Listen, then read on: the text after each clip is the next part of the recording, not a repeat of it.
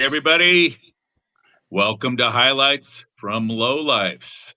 We've got a fun episode planned tonight. My compatriots this evening are Jeff Jones, Rob Lannerman, and Marty Brown. I'm Rob Weber, and tonight's topic is the top 5 worst umpiring or officiating calls in the history of sports. So this should be interesting. We're sorry. Your call cannot be completed as dialed. You got ahead of me for the theme song, so I had to drop something in there. Sorry. I didn't mean to talk over the theme song. Would you like to play the theme song? No, Ray? no. Let's just move on with the show ready? now. Take two. No. Go for it. Take two. Come on. Here we go. It's like talking over the opening credits. Come on. All right. So we are the Lowlifes, group of buddies that play baseball together. And during the pandemic, we got together and had some Zoom calls for our mental health. And it evolved into long conversations about world problems that we were going to solve and our top 5 choices for all kinds of different things. The folks at Mic'd Up asked us if we wanted to do a show after I begged them, and they agreed. And I think this is week 32. We're trying to get a full year in, see what happens then. I think we probably get promoted after a year. I'm not sure, but or the app blows up. One of the two. I mean, at this point, we've already got more shows than Chevy Chase did with his talk show. So that's right. We're way ahead. We're way ahead. All right. So again, any sport, bad umpiring, bad officiating, whatever. Jeff?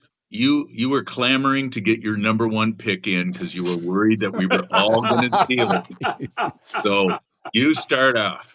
I will not do that. Okay. I will play it fair. So I will go with my number 5. And some of mine I may not have or looked up all the little details. So if you guys fill in any details, go for it. But this one was 1997 NCLS. One of the most masterful pitching performances ever. Livan Hernandez has 15 strikeouts, and about 13 of them had strikes that were a foot outside. Yep. Eric Gregg, the umpire, just had a strike zone that was the size of a Buick that night, but it seemed like only for Livan. He didn't have him both ways. And he was just ringing guys up left and right all night long. So that's my number 5, Eric Gregg's strike zone. Yes. I just watched a little video on that because that was on my list. And if you're a pitcher and you are given those calls, the first thing that any pitching coach will tell you is see how much further outside you can throw it. Yeah. Find out where the edge of that new plate is. And some of the guys were saying he was giving, 15 inches on either side. Wow. That's a lot. Yeah. So McGriff, I saw in a couple of them, he was thinking of just leaning across the plate and trying to smash it to opposite field. Yeah. He knew he was going to get rung up if he didn't try something. So those guys had to find the longest bat they possibly could in the dugout just to hopefully have a chance to get that outside pitch. You watch some of those clips. Those guys are the catcher a couple of times reaches all the way across his body. He's got his body turned to make the catch, and he's ringing them up. Especially strike threes. It's like he just wanted to be on TV calling strike 3. Well, what you guys continue to miss is that being a former official myself. Oh, here we go. Yeah. They don't hold those dinner reservations for you. If you're late, you're late. Especially Eric Gregg. He wants that big porterhouse, and he needs to get there on time. So there you go. There's your. Yeah, I got one later on in my list that has to do with somebody getting dinner reservations ready. All right, Marty, go ahead. Number 5. Number 5, the no call. It's football. NOLA is short for New Orleans, and New Orleans was hosting the LA Rams for the NFC title game back in 2019, and it was a tie game.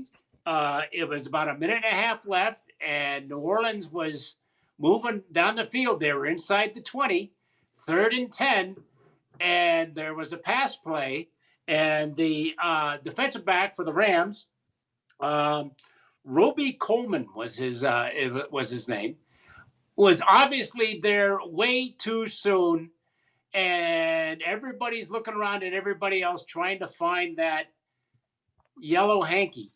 And I guess they is too deep in the pocket. They never did come out.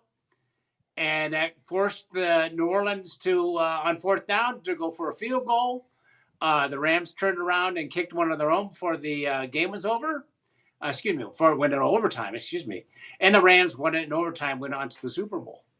And the league even came out the next day and said, oops. It was the most it was the most blatantly missed call in football. He was literally defensive back got there too early, and everybody was just looking around for something to happen, and it never did. So it's now the NOLA no call. So that's number 5. Weber. All right. Well, I was going to talk about Eric Gregg, but I can't anymore. You can talk about the cheeseburger on third base that one time. All right, it's early yet. Come on. Let's do a classic. We're gonna preempt the Yankees Coast to Coast show tomorrow night. That's right. We're gonna share one of the worst calls ever made. Derek Jeter batting against the Baltimore Orioles. It's a long fly ball to right field during the playoffs. They got an extra umpire out there in right field just for the playoffs, Richie Garcia. Yeah. And the ball doesn't. Tony Tarasco settles under the ball. He's got a pretty good chance of making an effort to catch it. The ball is in the ballpark. And 12-year-old Jeffrey Mayer reaches over the wall. The ball hits his glove and rolls up his arm and over the wall, and it's a home run. And Tarasco is just livid. He says, if I don't catch it, at least it hits the wall and we've got a chance to keep him on the bases. But the kid basically dragged the ball over the wall and the Yankees win. And Jeffrey Mayer becomes Personally, I think we got hosed on that call. So Major League Baseball looked poor on this because in the playoffs, you add 2 more umpires to the outfield, and they still got it wrong.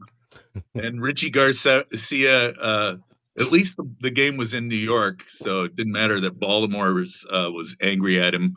But imagine if that had happened in Baltimore. Wow. So that is my number 5 pick. Robbie. All right. Well, Marty picked one off of my list. And I'm sorry. Oddly enough, my list tonight is all no calls. Because I have a problem with no calls as much as I do with bad calls. So that's kind of and also addressing Marty's former official thing. Every umpire and official, active, retired, whatever, will all say, I never missed one in my heart. And Casey Stengel used to say, yeah, but you missed it with your eyes. So my number 5, with all of that said, 1993 NHL playoffs. The Edmonton Oilers are playing the Toronto Maple Leafs. Gretzky, who was known as a elegant, athletic skater, the one time in his career, absolutely leveled Doug Gilmour of the Maple Leafs with a high stick. Just absolutely plainly in the center of the rink, dropped him on his ass. with a major high sticking. Nobody called it. Maybe because it was Gretzky, who knows, but he was not called for it. That should have been a 5-minute major penalty in overtime. He should have been off the ice. Lo and behold, a couple of minutes later, Wayne Gretzky scores the game-winning goal. So that was pretty egregious, and I think the people in Toronto will back me up 1,000,000% on that one. So, how's it going, A? I think we're well covered up there now. So that's my number 5.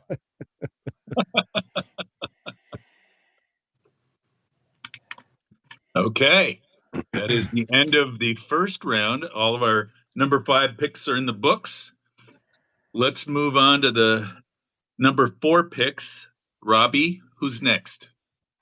Marty Brown. I need a minute to set the stage for this, and it's going to be on a couple other people's lists too, and I apologize. But just to say right up front, I was tasked to set the stage. I arrived in Albany that day before everybody else did, and I was tasked with preparing what could be said the Last Supper for these clowns.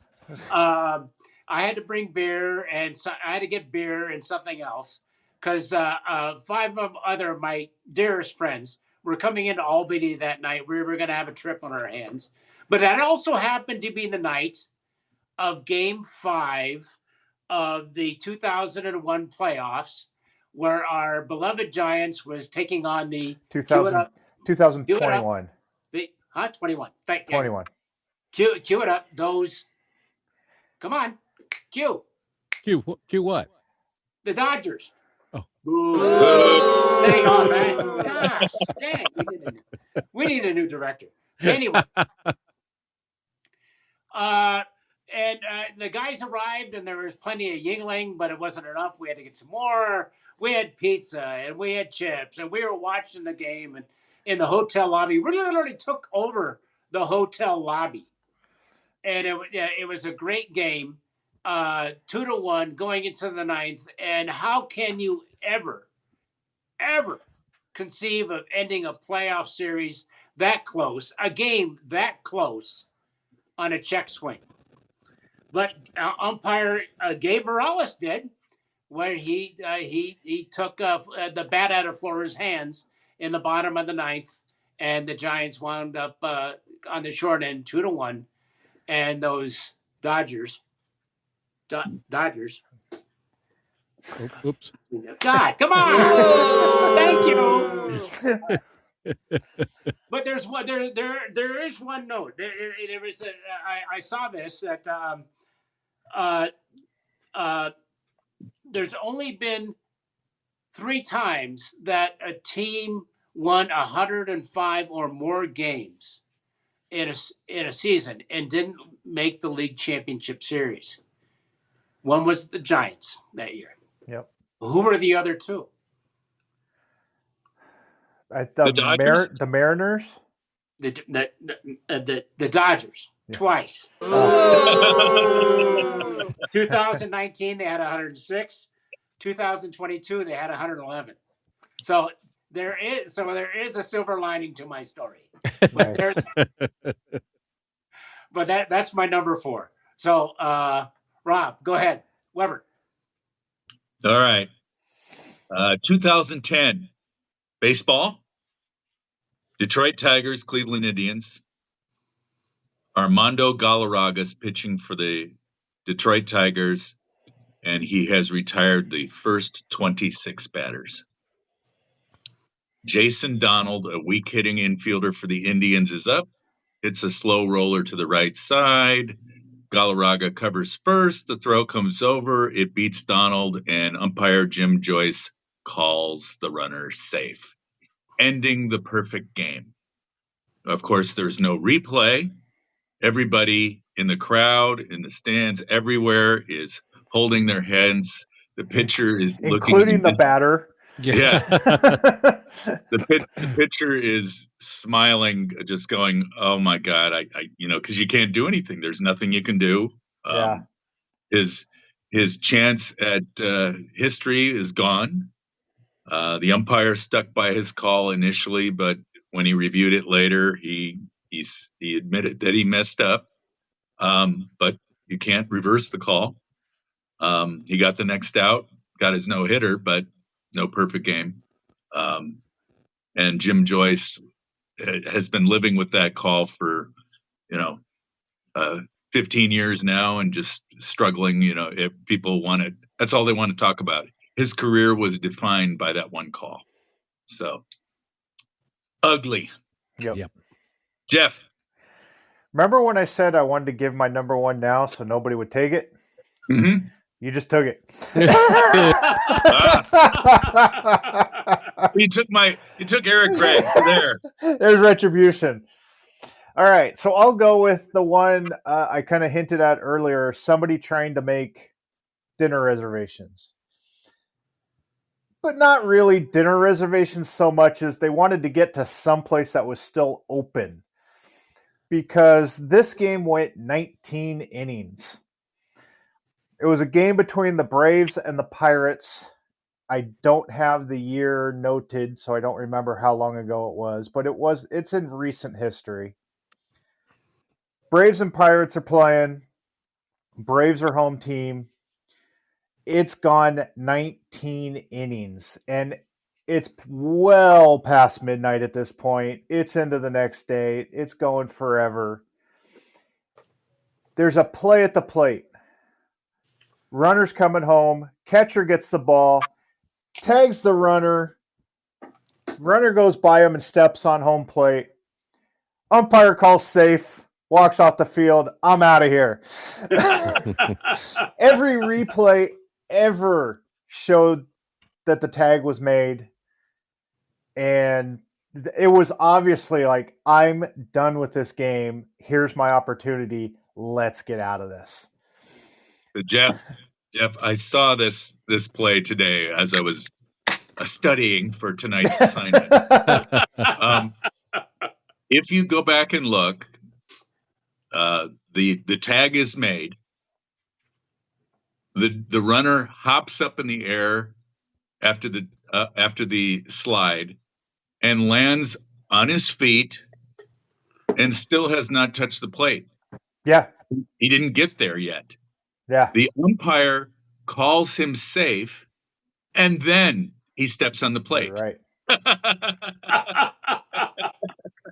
So that goes right up there with, yes, let's get out of here. This guy's going to be safe no matter what. Yeah. Yeah, exactly. That was a let me get done with this. Come on. Mm-hmm. Robbie, that leave you? Yep. So I'm going to go back to 1999, last century. It's Thanksgiving Day. The Steelers and Lions have played a nail-biter game back and forth. They are tied and headed to overtime. The captains for both teams come out to the center of the field for the coin toss to see who's going to get possession to start the overtime period. And of course, this is still back when it was sudden death. First team to score won the game. Phil Luckett, the referee, comes out, flips the coin. Jerome Bettis calls tails. Phil Luckett decides he heard heads. They sound so much alike. Yes. So this is like this isn't even in the game itself. This is in the break between parts of the games. The referee blows the call. Detroit gets the ball, marches downfield, scores, and wins the game. Luckett, after the game, swears to the media that he heard heads, tails, heads, tails.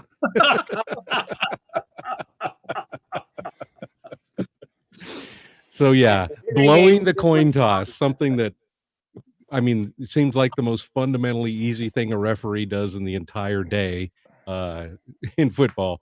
That's a mess up. There you go. That's my number 4. All right. Nice. We have completed a couple of rounds. What should we do before the next round? Drink. Oh yeah, I think that's a good call.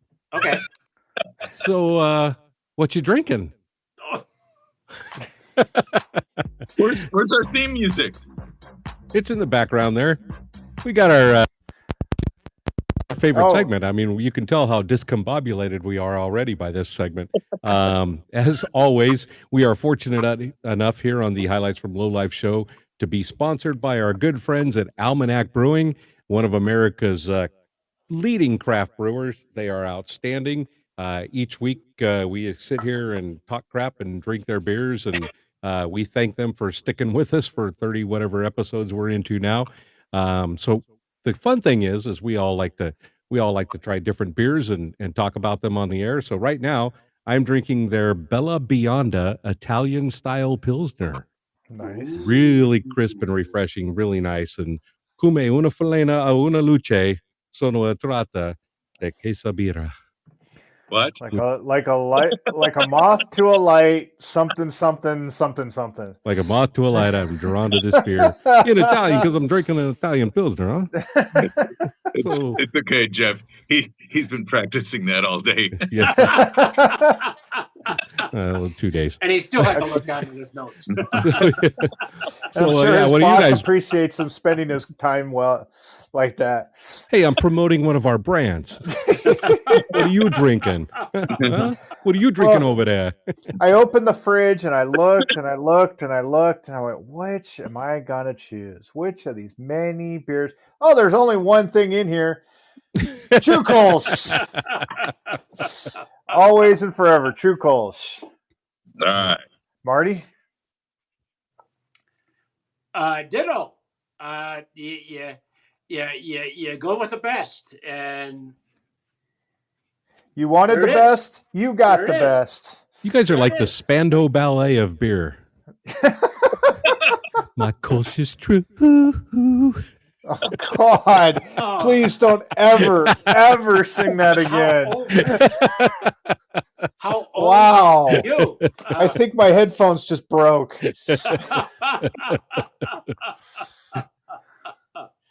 All right, Rob, save us. I am Too late. drinking. I have another case that I have to work my way through. This time it's the strawberry sour Nova, Ooh. barrel aged, tart, refreshing, with real fruit. There's no fake fruit in this. This is not a fruit roll up. This is real fruit. And again, I am as I'm drinking this beer, I'm finding people want to know more about the sours.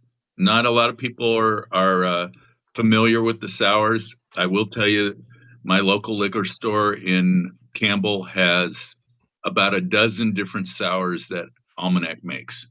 They've got a display for it. So the strawberry is the Rob. This is a new release. Or Nova. This is probably my favorite of the sours so far. The strawberry sour Nova. All right, thank you, Well, Almanac. I got Thank a you, text Almanac. from a listener. Mm. Says Marty and Jonesy need to branch out. Why? Why?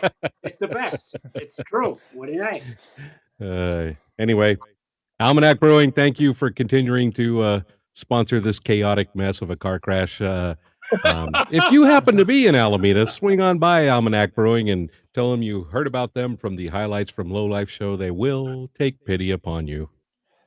Hold on. We got one little quick. Oh, we got one. Just finished kids practice, and now I am going for a beer which I wish was a porch light lager, because like a moth to a flame, I'm drawn to that beer. I'm on to a flame. You think this, well, Yeah. We'll just leave it right there. Yeah. you can't add to it. Yeah, forget it. All right, let us move on to the third round.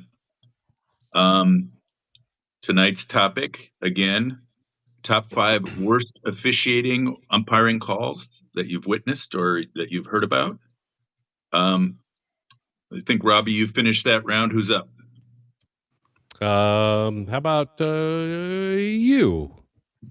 All right. I'm going back. I'm sticking with baseball. 1985 World Series, Cardinals and Royals. George Orta's at the plate. Todd Worrell's on the mound. Close game. Orta hits a chopper to the right side. Worrell covers first. The throw clearly beats Orta, but umpire Don Denkinger calls Orta safe. The Royals go on to win that tight game and then blow out the Cardinals the next day to win the World Series. It was a close call, but it was a pretty obvious call. And Denkinger received death threats pretty much for the rest of his life. Wow. People really like their baseball, I guess, in Missouri. Yeah. Wow. You don't mess with the Cardinals, especially when they're playing the Royals. So, yeah, that would be one that would have been overturned with instant replay, but because it was on center stage World Series, it was a big deal. So that's number 3 for me. Robbie. All right. Hold on, Robbie. I just finished the same practice, but I'm headed for a beer too. And I wish it was a true Colts. Have a good show, fellas. See, Jeff, I think both of those guys, that's JC and Teddy Bear, they're just pimping to try to get some free beer out of us. Yes. It's not going to happen. You think if I gave them some Sour Nova, they would stop doing that? Yes.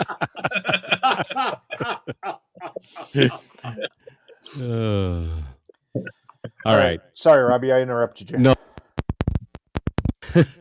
All right. My number 3, 1990, Colorado at Missouri, mid-season college football game. Time is running down. They are in the final seconds of the game. Colorado completes a big play down to the 4-yard line. The next play, so it's 1st and goal. Quarterback drops back and spikes the ball to stop the clock. So that's 1st down. The next play, it's a handoff to Eric Bieniemy. He gets to the 1-yard line. He stopped. We go to 3rd down. Another handoff to Bieniemy. He's stopped again at the 1. We go to 4th down. The quarterback to stop the clock. We go to the 5th down. Quarterback drops back and completes a pass for a touchdown. That's right. They got 5 plays and no one noticed. That's an entire officiating crew allowing 5 downs on a 1st and goal. And Colorado went on to win the national championship that year. Yep. Yeah. Wow. That's just one of those, even on ESPN, they were like, show it and they go, count it with me. Like, it's the count from Sesame Street. 1st to down, 2nd to down, 3rd to down. 5 a downs?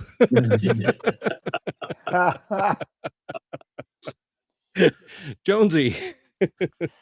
All right. Weber, you did it again. Stole another one of mine. I had a feeling we were going to have a lot of crossover on this one. So I'm going to go with the 91 World Series. Twins versus Braves. Oh, I know what you're doing. Again, I don't remember all the details, but there was a runner on first, a play back to first where the throw comes into Herbeck of the Twins, standing on first. The runner comes back. The runner is safe. Herbeck uses the motion of where he caught the ball to subtly, and by subtly, I mean very obvious to everybody in the stadium and the entire world, pulled the runner off the base. Umpire calls him out. You're out of here. Sorry, you came off the base. It was very obvious what Herbeck was doing, and he got away with it. terrible call for the Braves, but what you gonna do? No replay back then, just like all these other ones. No replay, can't reverse it. So And a little bit of background on that one. The umpire was Drew Coble. The base runner was Ron Gant. Who was a big dude. Let's not Yeah. forget that. I mean, he's Yeah. a big, strong guy. There was a base hit to left field. They attempted to play at third and then threw back behind the runner. Gant was clearly safe, but he did have a little momentum and he was starting to lean, hold himself up. But you're right, Jeff. Herbeck is basically picking his leg up Yeah. and tagging him at the same time, and then acting like he did nothing wrong. Yeah. And the umpire was shielded from those shenanigans. But still, this is where baseball did it right, and they went and let's go get some help for everybody and make sure that everybody can see it from all angles. Yeah. But there's no way that they would have called Gant out any other way. So. Yeah. No, and that was a 1-0 game, game 6. Yep. Yeah. The Braves, that was the end of the inning. That changed the complexion of that game. Jeff stole that one from me. I had that one. We're just told you there was going to be a lot of repeats on this list.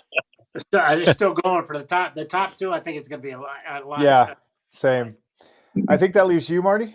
Okay. So we got a ways to go, Ed. So take a minute because I'm going to ramble on here. All right. The bad calls. Bad calls are a matter of perspective, and depending on the individual's perspective, whether that truly was a bad call or not. So we're going to venture into football, into the perspective of Brent Jones. Brent Jones was a tight end for the 49ers during their championship days. Years later, Brent Jones was a assistant coach at a high school varsity football game. And I just happened to be the official on the field on his half of the field on that particular night. And according to Brent Jones, I was the worst official he had ever seen. So it started with the team he was supporting was a big underdog to the other guys, but they were playing a heck of a game, and they're in the first half. So his team was about to score a touchdown. They had the ball on the 1 yard line, and they handed it off to the fullback who dives into the middle, very similar to that tush push of the Eagles. And you are instructed as the official on the sideline to make the call or not. But what do they teach you? If you don't see the ball, you can't make the call. So if you don't see the ball, what do? You go find the ball. By the time we find the ball, and the guy from the other side confirmed the same thing, it was in the linebacker's possession, 5 yards deep in the end zone. So we took it the other way. Oh, he didn't like that. And, of course, he was screaming and yelling. And, of course, you have to remember he's Brent Jones. He was a former pro football player. He and everybody on that side of the field, including the players, any other coaches, and the fans, who knows more about football than Brent Jones or the official? I was in for a long evening.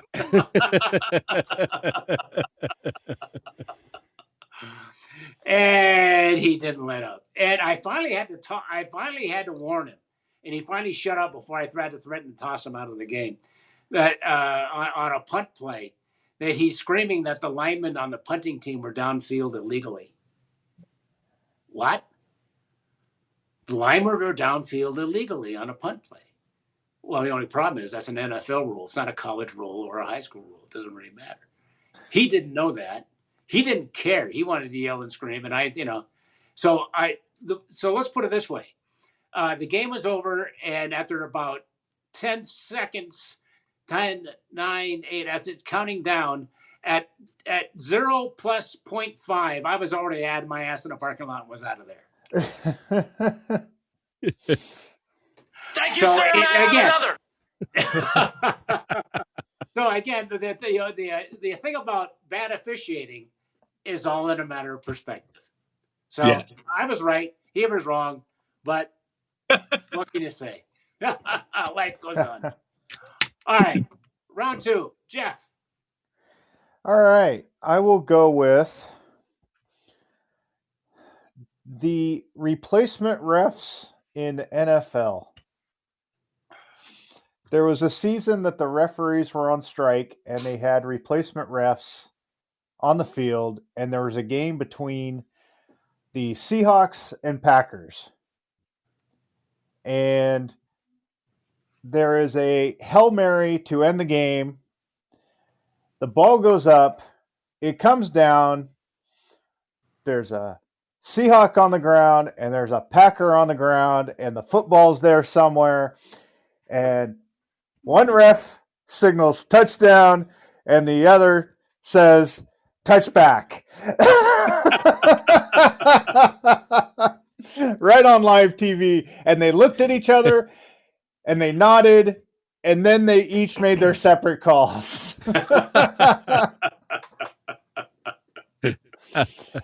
And even me not knowing all football rules and not being that astute of the situation, because I was just kind of not really watching the game, it was just kind of in the background, I went, something's not right there. Something went wrong.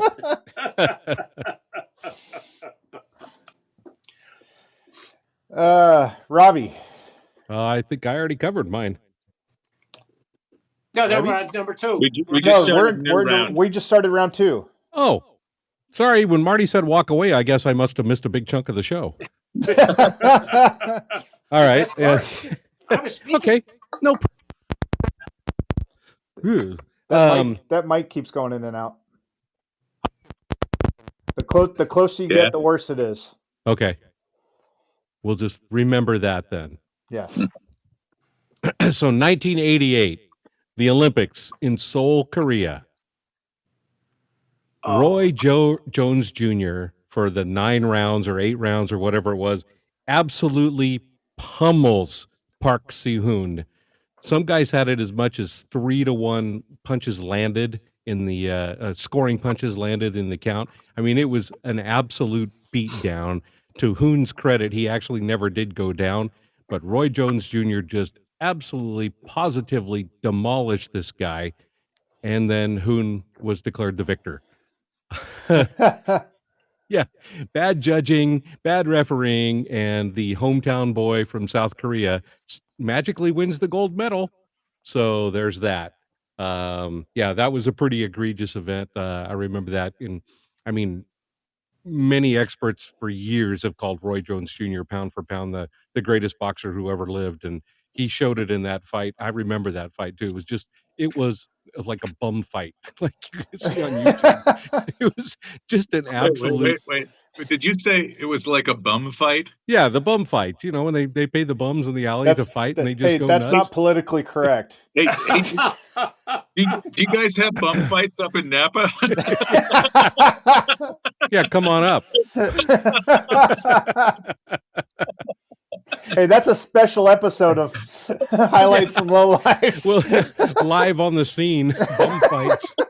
Rob versus Rob, bum fight. You brute.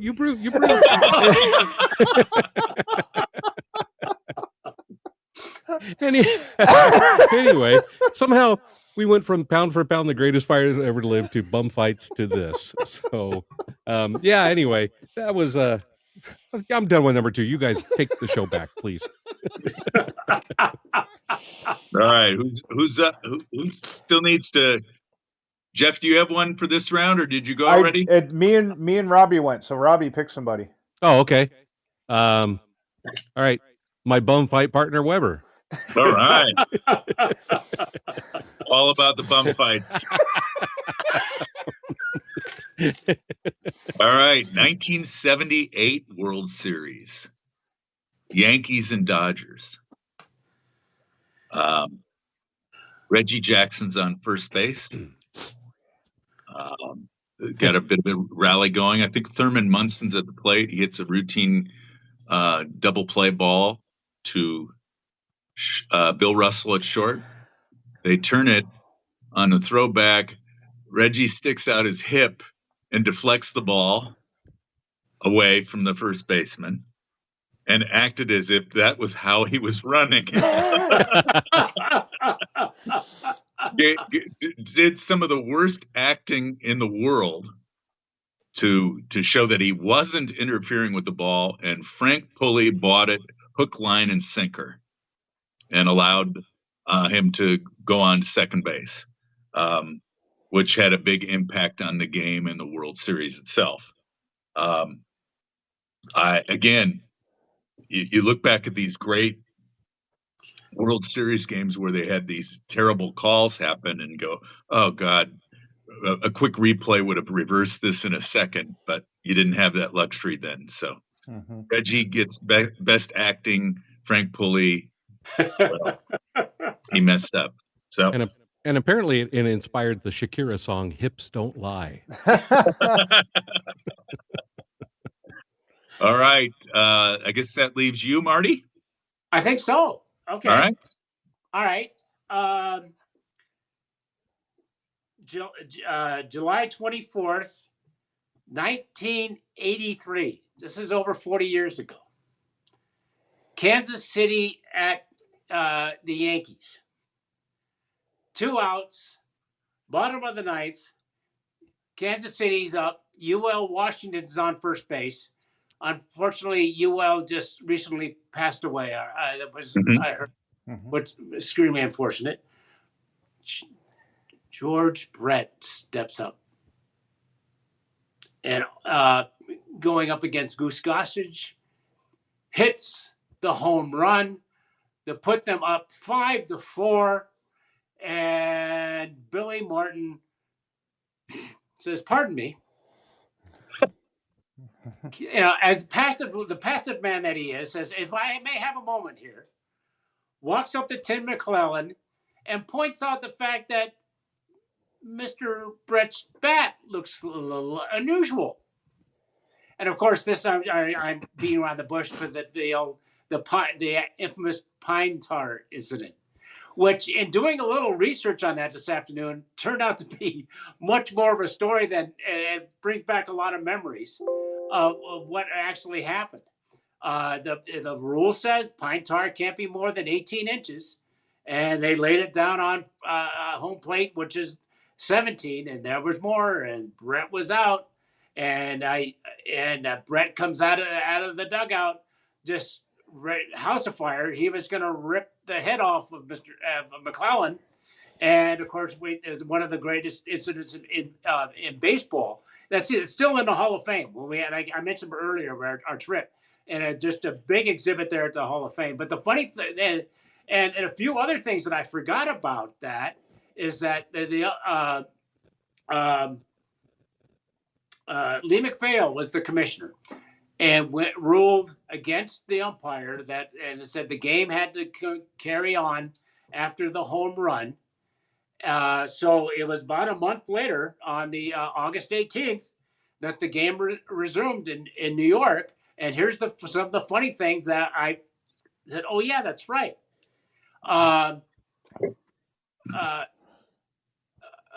Billy Martin put Don Mattingly at second base, Ron Guidry in center field, and then protested that Brett didn't touch all the bases when he did his home run trot over a month ago with an entirely new umpire crew.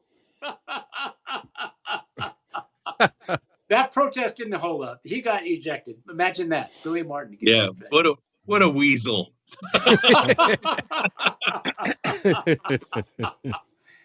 And all right.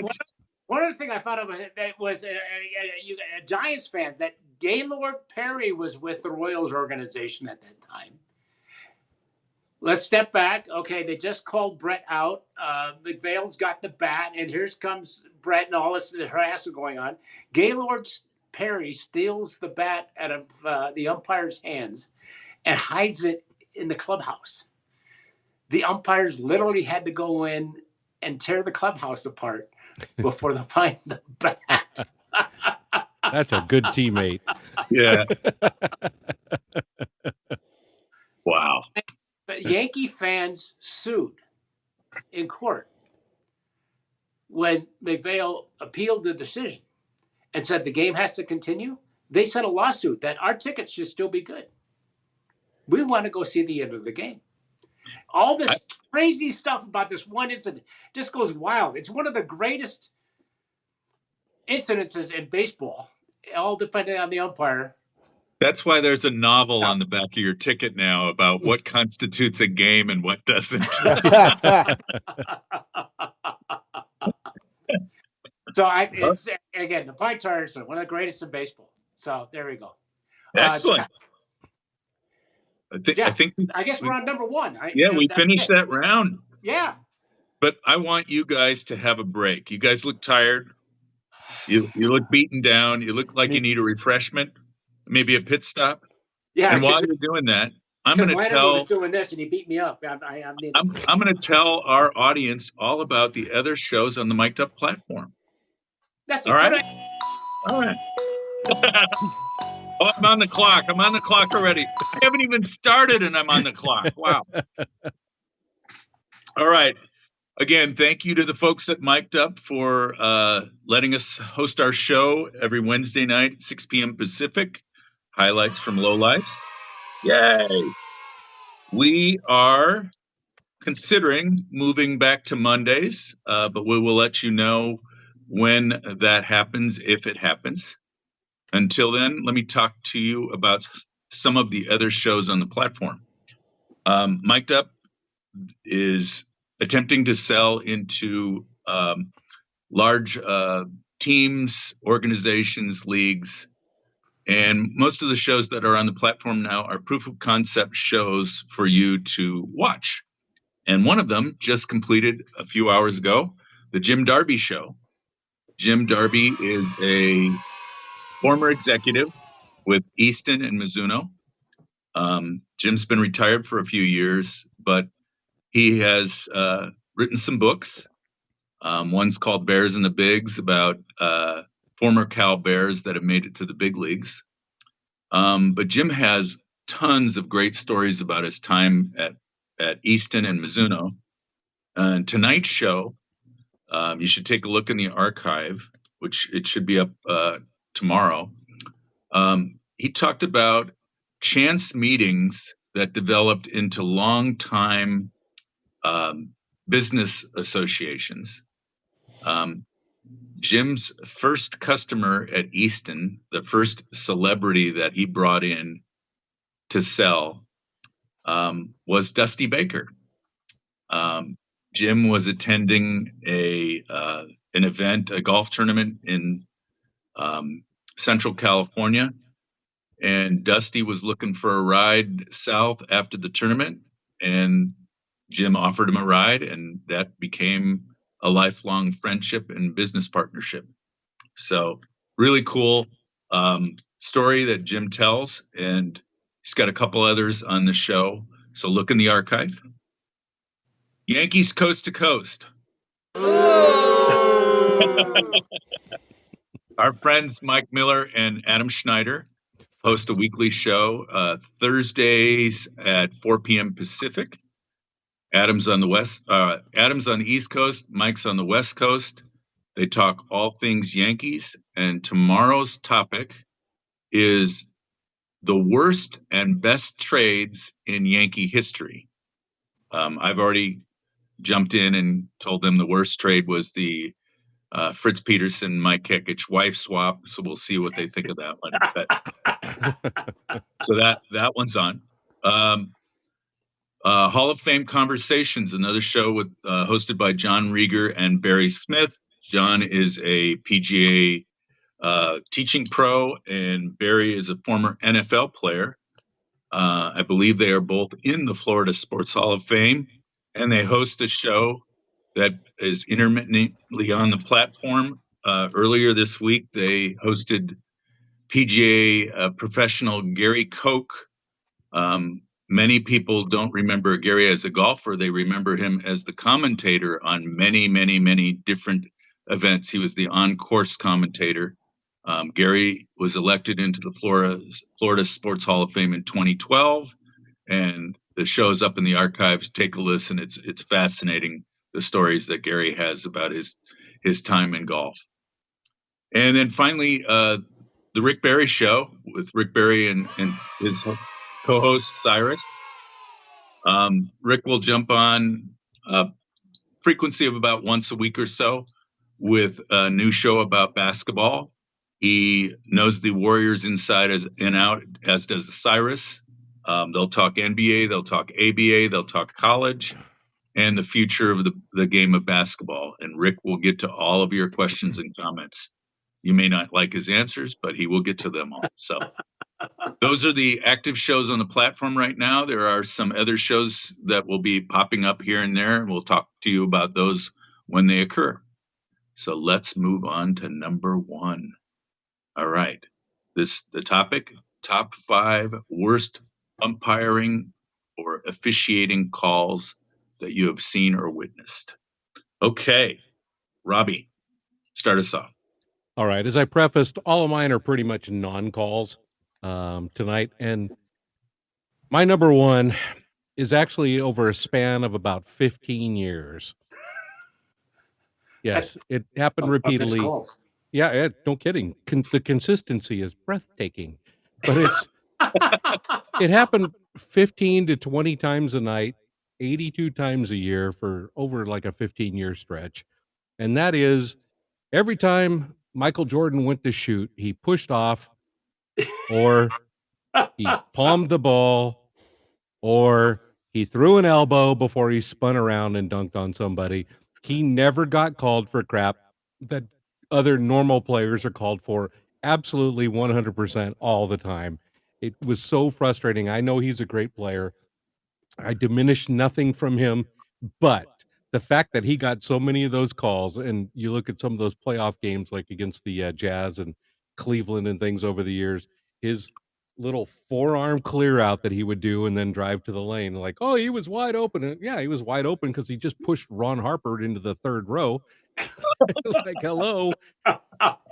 The non-calls on Michael Jordan for years and years and years were very frustrating to me as a Celtics fan. So there you go.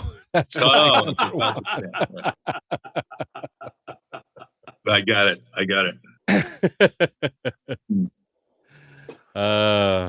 Jonesy. I'm gonna go with the 1972 Olympics. Oh, yes. Basketball game between Russia and USA, where USA was the juggernaut and they were up late in the game. And for some miraculous reasons, the last 3 seconds of the game was replayed 3 times until Russia won. All And for if it needed to different be 5, it would have been 5. reasons. Supposedly there was a called timeout. Supposedly something else happened. There was a buzzer sounding while American players were shooting. All of this craziness happened, and somehow they figured out a way to get Russia to win the game. And remember, one of the calls was made by a guy in the stands. Yeah.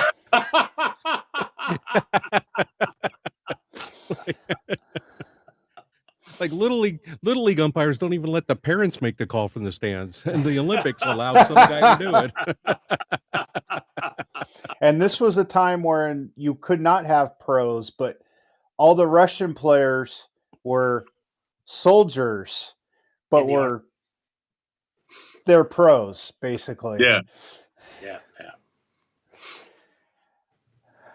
Weber? All right. Still sticking with baseball here.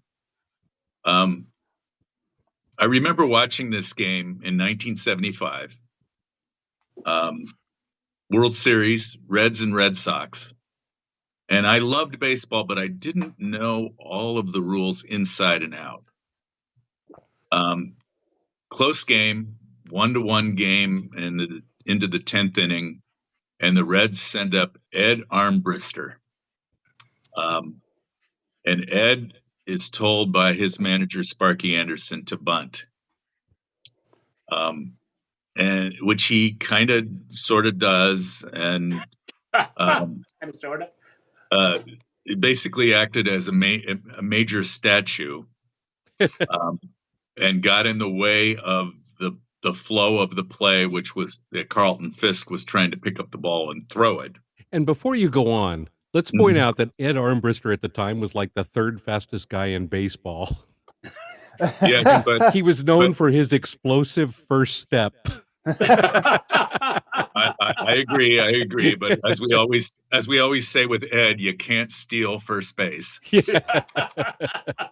So this created a comedy of errors and arguments about, who has the thoroughfare, who can go where. Does Ed have to hold his ground, or does he have to move? And basically it was just a big, huge mess. And the umpires, they got it wrong, of course.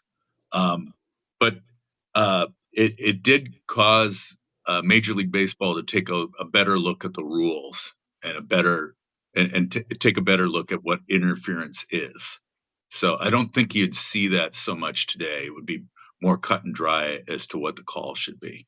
But yep, the Reds went on and won that game in extra innings. Way to go, Ed. Explosive first step, my ass. Yeah. All right. So who has Marty? You're your last one in this round. I think so. Yeah, if you're a major league pitcher and you're on your game that day, and if things are going your way, and even the players behind you are making fantastic catches, and you're just on. And when you get to the 9th inning and there's 2 outs, and you wouldn't think that the last guy to stand in your way of winning the game would be the first base umpire. But that happened to Armando Galarraga in 2010. We've already gone over this, Marty. We did? Earlier in the show. But that was, sure, that was about 45 minutes ago. Yeah, just go ahead and tell your story. Well, let's see who's got the better story. This is my number one. I say it better. I mean, if you like facts and details, you go with Weber. But if we want to hear the legend, let's go with Marty.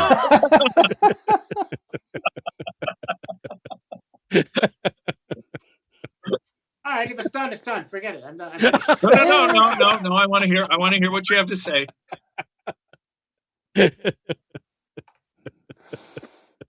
It cost the man the perfect game. That's correct. The call at first. It is so influential. That first base bag is in the Hall of Fame.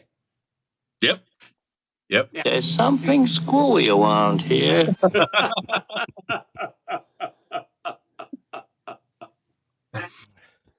I'm done. All right, gents, we have completed our picks, but we look to have quite a few comments. I'm going to lean on either Rob or Jeff to play those. Robbie, you want it? Okay. We'll start with hang on, I got to set this up right. We have and you guys are bitching about me. Mike from Yankees Coast to Coast. Oh. Michael Miller here. The strike zone is the strike zone is the strike zone. You can't have a scouting report on an umpire that says favors pitchers or favors hitters or has a wide strike zone to the outside or likes the inside or likes the high pitch or the low pitch. The strike zone is the strike zone is the strike zone. I'm sick and tired of this crap. When could they put in place the robo umpire for balls and strikes. This is just ridiculous that you have to worry about who your umpire is. Might as well be one of our umpires. So Mike plays in our league, so I'm going to make sure I play that clip if he's on my opposing team this year. He's got a follow up though, because And before you say I didn't get the topic right, let me tell you this. All 5 worst umpiring decisions are made every single game, every single home plate umpire. That's the worst thing that can happen. Unbelievably bad. So that's why I'm not listing 5, because every umpire that doesn't have a real strike zone that can be scouted is a bad umpiring decision. He seems bitter. he does. He does. A lot of vitriol there. and we went through a whole episode of officiating, and Angel Hernandez's name wasn't mentioned once. Yeah, that's I mean, he takes he's the cream of the crop, you know. When your normal officiating and normal umpiring is, you know, terrible all the time, it's hard to pick out one event. He was my Lifetime Achievement Award for later. So. All right, let's see. Big Juicy is here, as always. Good to have him. Starting off at number 5, I'm picking up where our friend Michael Miller left off. Not And he for left just off. one, but for consistently bad umpiring, particularly behind the plate. He was out most of last season with a bad back, and when he came back, he quickly rocketed to the bottom as far as MLB umpire rating, and end of the year dead last. He had 160 blown calls in 10 games behind the plate. So that's our Angel Hernandez moment. And don't for a minute think he was actually injured. I think he was. They were just trying to get him off the field for a little while. Don't you have a bad back or something? Number 4 would be the 1978 World Series, Dodgers versus Yankees. Reggie Jackson uses his big fat ass to interfere with the ball. It's being thrown from second base to first, breaking up a double play. It allows Thurman Munson to score. Yankees go on to win the game and the series over that non-interference call. All right. So what is it? Is it hip or big fat ass? What is it? I was trying to be politically correct, Jeff, but Big Juicy doesn't care about things like that. You know, Ezra von Mermelschwanz says pile of pus, and it gets a yellow card in the system. He says big fat ass. Yeah. We're clean and clear. Let's go with it. Attaboy, big guy. Way to go. My number 3 is the pine tar incident involving George Brett. It never gets old watching him go crazy at home plate after he gets thrown out following a 2-run home run when Billy Martin protests that the bat Brett used had too much pine tar on it. That's a good one, as always. My number 2 is something that Yogi Berra never got over, and that is Jackie Robinson being called safe as he stole home plate in the 1955 World Series, Brooklyn Dodgers and the Yankees. And there was an iconic picture of that hung in Yogi's museum showing the sliding Robinson coming into the glove with the ball in it. Yogi Berra clearly had tagged him out, but Robinson called safe. I don't know about clearly. There was like 8 different pictures, and 4 show him safe and 4 show him out. So, yeah, I was going to say I think he was safe. Yeah. And my number 1 is the swing, or more accurately, the non-swing. 2021 NLDS Game 5 winner take all, San Francisco Giants versus the LA Dodgers. It was down to the wire. Wilmer Flores was up. He had 2 strikes on him, and the pitch comes in, and he begins to swing but holds up. But the umpire says, no, he didn't. It was strike 3, and game over. Dodgers win. Dodgers move on. Wilmer. To be fair, it shouldn't have gotten to that point. But hey, that's a different argument for a different day. Yeah. Mm-hmm. So, is that it? That's it for the calls. That's it.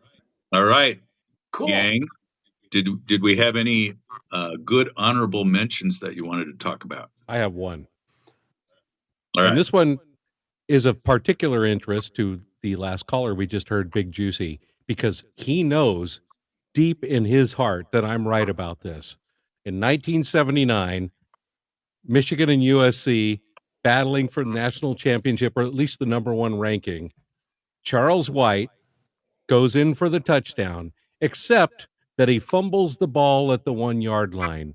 The officials claim he carried it across the goal line. He did not. At that point, that put them up 10-3, and that was not a touchdown. Wolverines should have had that stop at the goal line, and they did not get it. USC went on to win that game 17-10, thus tainting their legacy forever.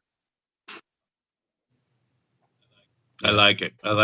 And so you think you're going to get another comment? Let's see if he comments Yeah, now. I'm watching if that. he's I'm angry. watching that. Let me see if he has the passion of a Cornhusker.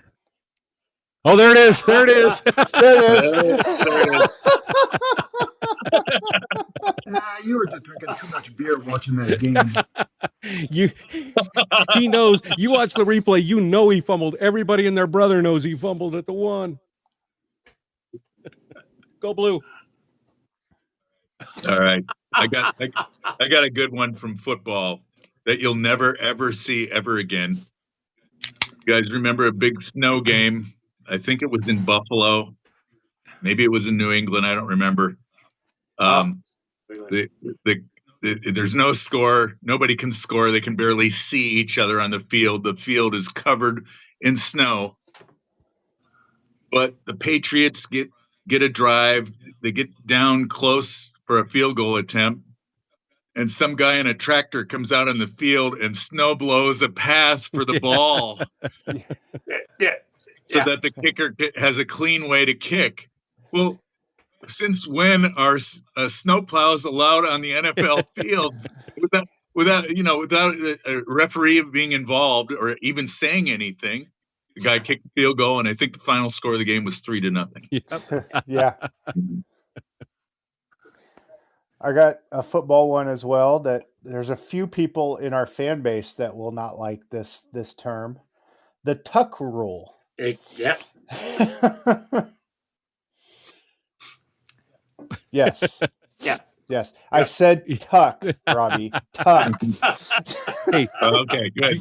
You know what? They can say all they want about that, but the Patriots got jobbed back in the 70s when they called that guy roughing the passer when he didn't even touch the quarterback. So that gave the Raiders a championship game over the Saints, or I mean over the Patriots. So yeah, karma.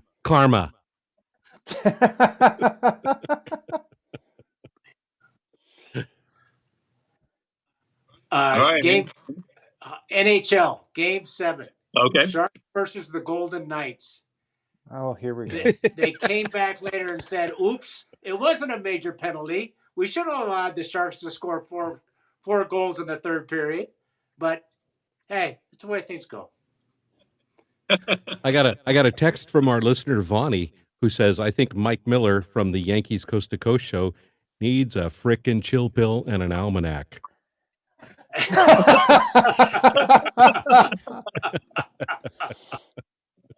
All right. I you know what? Tomorrow I'm going to drive over to his side of the bay with a 4-pack of sour for him. You got Yankee fans need bitter beer.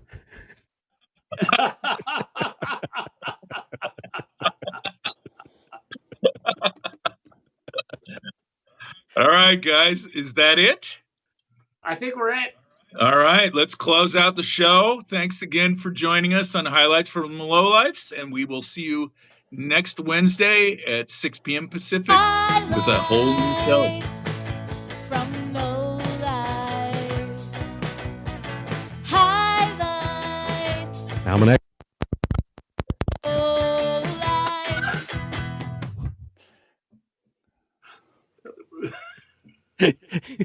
Thanks for letting me go awkwardly.